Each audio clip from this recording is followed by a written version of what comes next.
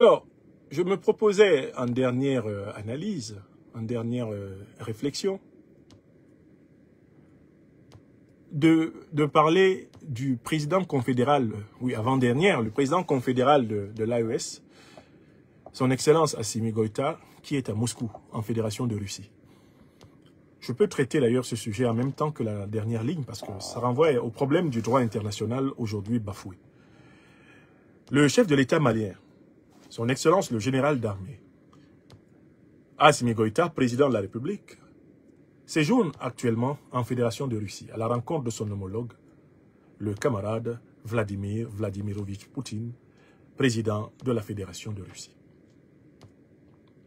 À l'occasion de cette visite, le président Goïta est notamment accompagné d'un de ses ministres les plus importants sur le plan stratégique, le ministre de la Défense, le général de corps d'armée, Sadio Kamara. Certains ont vu cette visite se préparer, certains ont vu cette visite, voient cette visite se réaliser, mais je voudrais souligner l'importance géostratégique de cette visite, à ce moment précis, de l'histoire du monde et de l'histoire du Sahel. D'abord, il est important de rappeler que le président Assimi Goïta, dans le cadre des textes qui régissent la Confédération de l'Alliance des États du Sahel, assure la présidence de la Confédération. Il est le président confédéral du Mali, du Burkina Faso et du Niger, en attendant que la présidence confédérale échoue au président burkinabé, plus tard au président nigérien ou vice-versa. Donc, il faut bien noter que c'est en sa qualité de président confédéral qu'il fait ce déplacement. Ça, c'est le premier élément. La cause qu'il va défendre à Moscou n'est pas seulement la cause du Mali, c'est aussi la cause du Burkina Faso et du Niger. Deuxième élément important, il va avec un ministre important, c'est le ministre de la Défense, ce qui indique que le sujet principal de cette visite est très clairement le renforcement du dispositif sécuritaire du Sahel. Vous êtes d'accord avec moi? Rien que de voir la composition de la délégation. D'abord, le président Goïta lui-même était un officier supérieur. Il est général d'armée, mais il va avec son ministre de la Défense. Cet indice nous permet de dire que les questions de sécurité et de défense vont être au cœur de cette visite. On peut aller plus loin. Si les questions de sécurité et de défense vont être au cœur de cette visite, cela veut dire que le Mali, le Burkina Faso et le Niger ont bien perçu l'allure que prennent les relations internationales. C'est pour ça que ce que je dis est en rapport avec le dernier point que j'avais annoncé dans cette émission. Qu'est-ce qu'ils ont compris? Alors d'abord, ils ont compris depuis très longtemps que les organisations terroristes qui ensanglantent le Sahel ne sont pas des organisations religieuses. Ils ont compris depuis très longtemps que ce n'est pas pour des raisons religieuses que le Mali, le Burkina Faso, le Niger, le Sahel, le Tchad, le Nigeria, le Togo, le Bénin sont attaqués, le Cameroun. Quand ils ont compris que Al-Qaïda et l'État islamique sont en réalité des groupes de mercenaires au service de l'impérialisme occidental et moyen-oriental, ils ont donc bien compris qu'ils avaient affaire à une déstabilisation du Sahel qui fait partie des plans de l'OTAN. Dès lors qu'ils ont compris que la déstabilisation du Sahel fait partie des plans de l'OTAN en vue du contrôle des richesses du Sahel, ensuite du contrôle des richesses du Golfe de Guinée, ensuite du contrôle des richesses du bassin du Congo, ensuite du contrôle des richesses du bassin du Zambèze jusqu'en Afrique du Sud, quand ils ont bien compris qu'il s'agit en réalité de découper l'Afrique en zones livrées à la voracité de leurs multinationales occidentales et moyen-orientales, d'où l'association entre l'OTAN et un certain nombre de pays crapules du Moyen-Orient qui sont les bases arrière fondamentales des organisations terroristes. Quand les présidents sahéliens ont compris cela, ils ont compris qu'ils avaient affaire non pas à une guerre d'escarmouche, non pas à une déstabilisation du banditisme ordinaire, du commerce de drogue, du trafic de drogue. Ce n'est pas tout à fait simplement cela. Ils ont affaire, et le mot a été lâché, lors d'une allocution publique par le président Ibrahim Traoré, ils ont affaire à une guerre de haute intensité. Vous retrouverez facilement la conférence dans laquelle, non, l'allocution publique devant les forces de défense et de sécurité au Burkina Faso, où le président Ibrahim Traoré du Burkina dit à ses compatriotes, nous avons affaire à une guerre de haute intensité. Et plusieurs allocutions publiques du président Assimi Goïta du Mali ont été consacrées à l'expliquer aux Maliens, la nature profonde de la guerre. Leur expliquer que ce n'est pas pour l'affaire de l'islam que nous sommes attaqués. Ne les appelons jamais plus djihadistes. Le président Tiani a donné les mêmes explications à son peuple, au Niger.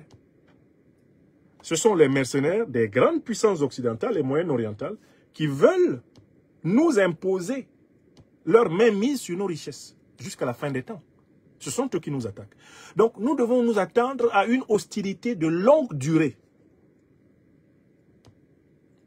Les Africains pouvaient tomber dans l'illusion que la pression du terrorisme sur nos pays et nos frontières s'effacerait après quelques victoires militaires. Qu'est-ce que l'on voit? On voit que la pression du terrorisme est structurelle. C'est-à-dire que c'est une pression qui est réitérée, alimentée, attisée par les puissances néocolonialistes occidentales et moyen-orientales qui savent que l'Afrique est le continent le plus riche du monde. Oui, l'Afrique est potentiellement, en ressources naturelles, le continent le plus riche du monde.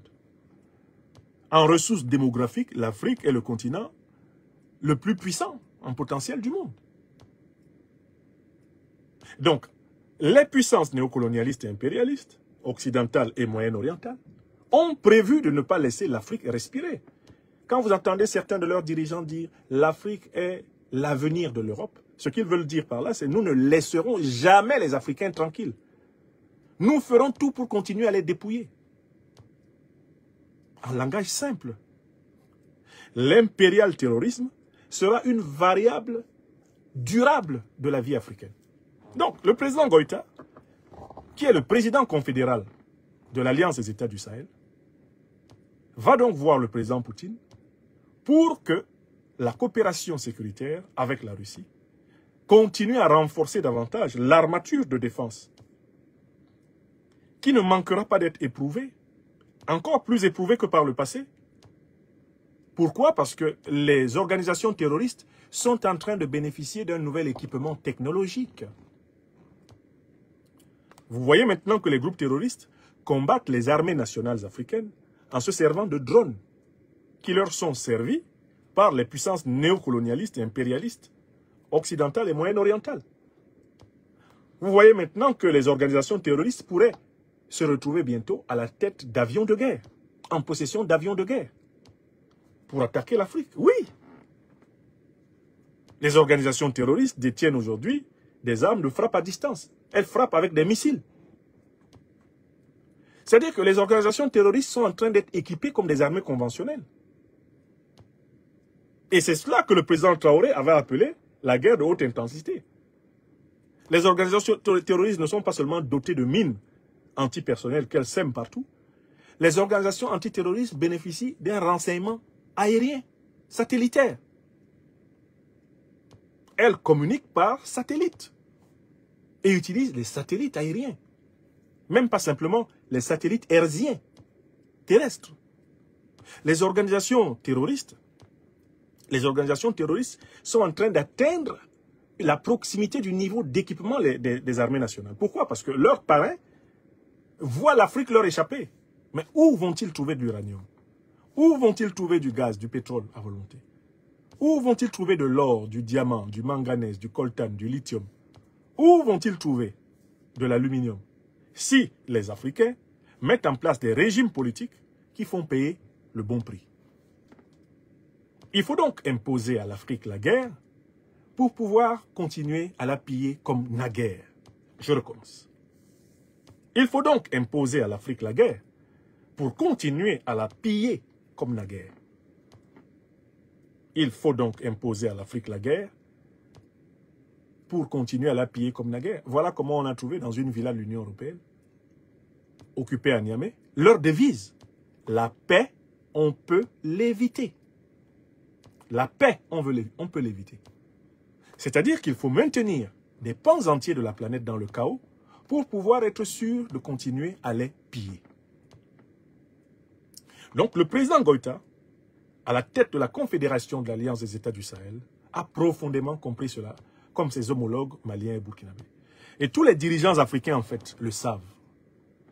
Simplement, d'autres ont choisi la voie de la lâcheté, la voie de la vassalité, la voie de la participation à l'ignominie. Voilà pourquoi ils n'osent pas avouer la vérité.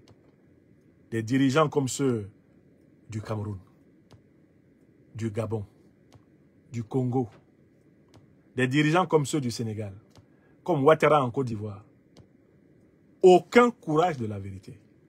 Des dirigeants comme ceux du Bénin, comme ceux du Togo, aucun courage de la vérité pour dire qui est clairement l'ennemi. Pourquoi? Je vous ai expliqué dans la conférence que j'ai donnée avant-hier que tous les dirigeants des pays africains qui sont incapables de nommer le mal qui frappe l'Afrique aujourd'hui sont incapables de le faire parce que dans leur hiérarchie militaire, ils ont des officiers des pays néocolonialistes et impérialistes qui siègent encore. Ils ont à la porte de leur chambre à coucher, dans leur palais, des canons qui sont tenus par les officiers des puissances impérialistes, néocolonialistes, occidentales et moyen-orientales. C'est aussi simple que ça. Et dès lors, en effet, que des dirigeants africains confient les secrets de défense les plus importants de leur pays à des officiers de l'OTAN, mais comment voulez-vous qu'ils combattent efficacement deux organisations terroristes qui sont des émanations otaniennes? Comment voulez-vous qu'ils combattent Al-Qaïda et l'État islamique, alors même que les États-Unis qui ont créé ces deux organisations avec leurs alliés de l'OTAN et du Moyen-Orient sont à l'intérieur de l'appareil militaire de ces pays? Vous comprenez pourquoi le Nigeria s'avère incapable? Partagez massivement l'émission côté YouTube, s'il vous plaît. Ils essaient de nous interrompre. Faites un tour de partage, je conclue bientôt. Vous comprenez pourquoi un pays aussi costaud que le Nigeria est incapable de faire reculer sérieusement le terrorisme? Mais il est infiltré. Vous avez vu comment ils ont attaqué l'Iran? Ils avaient infiltré l'Iran de très longue date. À tous les niveaux. Même jusque dans la maison des officiers supérieurs de l'armée iranienne, ils avaient réussi à infiltrer des gens. Mais c'est le système qu'on a dans des pays comme la Côte d'Ivoire, comme le Cameroun. C'est ce système qu'on a dans des pays comme le Nigeria. Même le Sénégal aujourd'hui. Ce sont des pays qui sont amplement infiltrés par des officiers des puissances néocolonialistes et impérialistes. C'est ce qui détermine l'ambiguïté du langage des dirigeants. Allez demander à Paul Biya, qui attaque l'Afrique? Je dois dire que cette question relève d'un domaine relativement délicat sur lequel le Cameroun a toujours fait preuve d'un esprit critique. Car en fait, il ne faut pas confondre la vitesse avec la précipitation. Voilà la réponse de Biya. Allez demander à Ouattara, qui attaque l'Afrique? Non, mais ce sont des djihadistes, ce sont des fanatiques religieux. Ce sont des mais ça n'a rien à voir d'ailleurs, de toutes les façons. Vous savez, nous, on met un point d'honneur à les combattre. On dit, mais M. Ouattara, les deux organisations soi-disant djihadistes, là, c'est Al-Qaïda et l'État islamique, ce sont vos parrains américains et moyen-orientaux là qui les ont créés. Vos parrains occidentaux et moyen-orientaux qui les ont créés. Ah non, je ne suis pas au courant de ça. Attention, hein. On nous écoute jusqu'à Paris. Alassane Ouattara, dès que vous l'amenez vers la vérité, déjà il dit que Paris écoute. Et il l'a fait publiquement. Alpha Condé était en train de dire, il faut couper le cordon ombilical avec la puissance néocoloniale. Il faut couper. Alassane Ouattara lui a dit publiquement, Alpha, fais attention, hein. On t'écoute jusqu'à Paris. Vous imaginez la réaction d'Alassane Ouattara quand Alpha Condé a été renversé. Mais Ouattara s'est précipité sur son téléphone rouge. Mais je lui avais dit, Dominique Wichou, mais je lui avais dit qu'on l'écoutait jusqu'à Paris, il n'a pas écouté. Voilà, Mamadi Doumbouya, il l'a fauché. Vous avez vu comment Ouattara caresse Doumbouya qui a fauché Alpha Condé? Mais à Abidjan, il avait dit, mon fils, mon général, mon fils, mais vous êtes un homme brillant. Ouattara qui faisait ami, mon frère, des tapes au dos avec Alpha Condé. Alpha, vraiment, tu es marin, hein? Alpha, non, non, vraiment, tu es terrible. Non, non, non, Alassane, tu sais, moi, je suis un homme véridique. Je parle directement, je n'ai pas peur de quelqu'un. Mais, Alpha, il faut faire attention quand même. Hein. Moi, je les connais à Paris. Hein. Attention, le double jeu, c'est leur travail. Hein. Fais gaffe. Hein. Si ça t'arrive, il ne faut pas citer mon nom. Hein. Faut pas que je t'ai prévenu, hein, Alpha. Alpha tombe. Le voilà avec le tombeur d'Alpha. Vous avez vu? Vous avez vu comment il caressait Mamadi Doumbouya? Mon fils. Moi, mais vous êtes un garçon brillant. Tant pis pour toi si tu crois en ça. Quand il te dit ça. Toi, Mamadi Doumbouya, là. Si tu as un problème en Guinée, si c'est sur Ouattara que tu comptes. On va voir. Où est Damiba? Damiba peut-il encore se présenter devant Ouattara? Mais c'est un Yamorodé. Je lui ai donné des conseils. Il n'a pas été capable de garder le pouvoir. C'est de sa faute si on a Ibrahim Traoré. Mais Damiba, c'est un Yamorodé, c'est un Batradé. C'est Alassane Ouattara, ça. Vous avez déjà écouté ces audios. Parce que ce sont les dirigeants lâches. Quant aux aventuriers ambigus de Dakar, oh là là, si je parle d'eux, oh, les pastéfiens vont se fâcher encore. Bon, on va parler un peu. Écoutez comment ils parlent maintenant. Quand ils étaient dans l'opposition, ce sera la rupture. Ce sera la rupture. Waouh, waouh. Rupture. Un tissu de déclaration décousu. Un tissu de déclaration décousu depuis lors. Hein. On attend toujours le papier de la signature. La rupture des accords de coopération militaire et de défense. Néocoloniaux. On attend ça. Ça fait déjà 1 an. 1 année vient de passer. On n'a rien vu. Mais pourquoi sont-ils ambigus? Mais parce que leur hiérarchie militaire est infiltrée par les officiers des puissances néocolonialistes et impérialistes occidentales et moyen-orientales. C'est pas compliqué. Même l'ambiguïté du Togo. Regardez le Togo. Le Togo, il est ami avec l'AES. On doit le féliciter pour ça. Mais il a encore un pied dans les forces sécuritaires de l'OTAN. D'où le président qui essaye de plaire à tout le monde. C'est ça. C'est de là que vient l'ambiguïté. L'ambiguïté du Nigeria, l'ambiguïté du Gabon, du Congo. C'est des gens, ils ont les pieds partout. Ils n'ont pas le courage d'assumer la définition claire de l'ennemi et de le combattre comme tel. Donc, le président Assimi Goïta, lui, il est conscient du fait que l'AES, qui est le projet de l'Afrique souveraine, qui est vraiment le laboratoire de l'Afrique souveraine, va être sévèrement attaqué. Et on le sait d'autant mieux qu'on voit comment la même coalition qui a détruit la Libye et organisé la déstabilisation du Sahel est en train de s'acharner contre l'Iran. On doit insister sur les hommes iraniens. On doit demander aux Africains de regarder ce qui se passe en Iran. L'Iran est un tableau d'école pour l'Afrique contemporaine. En observant ce qui arrive à l'Iran, les Africains savent ce qui leur est arrivé depuis très longtemps. Et ils savent ce qu'on prépare contre eux. L'Afrique est la plus grande réserve mondiale d'uranium. Donc, s'il y a un continent qui est l'avenir de l'énergie nucléaire, c'est lequel? Je dis bien que l'Afrique est la plus grande réserve mondiale de matières premières nucléaires. Donc, s'il y a un continent qui, en réalité, se prépare à être la plus grande puissance nucléaire du siècle, et même des siècles futurs, s'il y a un continent qui potentiellement a les moyens d'être une très grande puissance nucléaire pendant même des millénaires, c'est le continent africain, n'est-ce pas? Vous pensez que si on traite de cette façon, un pays qui a à peine développé la maîtrise de l'énergie nucléaire, l'Iran, vous pensez qu'on va traiter différemment l'Afrique? Donc, les chefs d'État de l'Alliance des États du Sahel voient loin. Et ils voient très bien que cette espèce de barbarie organisée contre des pays qui, pourtant, sont dans leur domaine régalien, n'est rien d'autre que la préparation d'une plus grande barbarie contre l'Afrique. Alors là, il faut vraiment anticiper. Il faut renforcer les alliances de défense et de sécurité dans le monde multipolaire. Il faut renforcer la formation, l'industrialisation de l'Afrique. Il faut renforcer la conscientisation des masses aux enjeux de l'instabilité du monde actuel. Il faut renforcer le sens du devoir national. Il faut renforcer la conscience panafricaine, l'entraide, la solidarité panafricaine pour faire face ensemble à ces menaces gigantesques. Le président Goïta est comme l'oiseau sage qui a vu le caillou. Il y a des oiseaux qui ont une vue tellement profonde. C'est le cas notamment des aigles.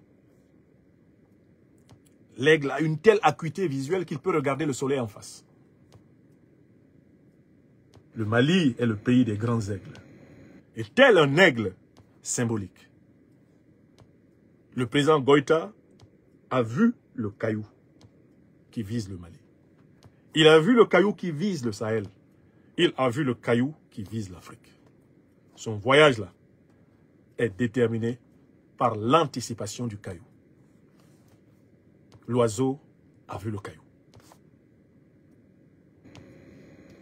Quand vous regardez ce qu'ils sont en train de faire en Iran, vous savez ce qu'ils veulent faire en Afrique. Et vous comprenez mieux ce qu'ils ont fait en Afrique. L'Iran est le tableau d'école des derniers Africains endormis. Vous voyez très bien. Partage la vidéo et puis abonne-toi.